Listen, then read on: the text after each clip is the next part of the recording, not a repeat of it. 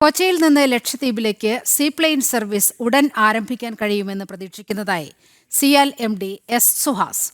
സിയാൽ ഫിക്കിയുടെ സഹകരണത്തോടെ സംഘടിപ്പിക്കുന്ന പ്രഥമ കേരള ഏവിയേഷൻ സമ്മിറ്റ് ഈ മാസം 23-24 തീയതികളിൽ കൊച്ചിയിൽ നടക്കും. ഏവിയേഷൻ മേഖലയിലെ തന്ത്രപ്രധാന മാറ്റങ്ങൾ, നയരൂപീകരണം, അടിസ്ഥാന സൗകര്യ വികസനം തുടങ്ങിയവ സമ്മേളനത്തിൽ ചർച്ച ചെയ്യും. ഈ മാസം 23-24 തീയതികളിലാണ് പ്രഥമ കേരള ഏവിയേഷൻ സമ്മിറ്റ് കൊച്ചിയിൽ നടക്കുന്നത്.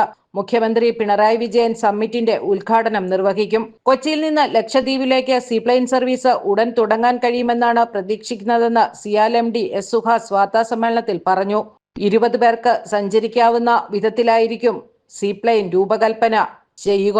ഏവിയേഷൻ മേഖലയിലെ തന്ത്രപ്രധാന മാറ്റങ്ങൾ, നയരൂപീകരണം, അടിസ്ഥാന സൗകര്യ വികസനം തുടങ്ങിയവ സമ്മിറ്റിൽ ചർച്ച ചെയ്യപ്പെടും. സീപ്ലെയിന് 2-3 കപ്പാസിറ്റി ഉള്ളത്, ഒന്ന് 12 പേര്, ഒന്ന് 20 പേര്. ഇവിടെ വന്ന് ഓപ്പറേറ്റ് ചെയ്തതും ട്രയൽ നടത്തിയതും 20 പേരാണ്. അവർ റെക്കമെൻഡ് ചെയ്യുന്നത് ഡി ഹാവിലാൻഡ് എന്ന് പറയുന്ന ഒരു കമ്പനിയാണ് ഇതിന്റെ മാനുഫാക്ചറർ. ഇവർ സപ്പോർട്ട് ചെയ്യുന്നത്, അവർ പറഞ്ഞത്, നമുക്ക് അത്രയും എക്സ്പീരിയൻസ് ഇല്ല, എന്നാലും അവർ പറയുന്നത് മാനുഫാക്ചറർ, എയർക്രാഫ്റ്റ് മാനുഫാക്ചറർ പറഞ്ഞത് നമ്മുടെ ഓപ്പറേഷൻസിന് കൂടുതൽ ഡിസ്റ്റൻസ് കവർ ചെയ്യണമല്ലോ, കൂടുതൽ ഡിസ്റ്റൻസ്, അപ്പോൾ എൻഡ്യൂറൻസ് വേണം.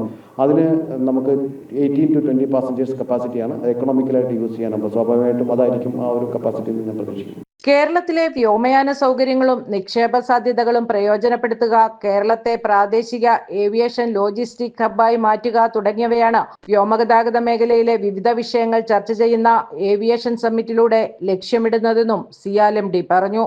ജനം, കൊച്ചി.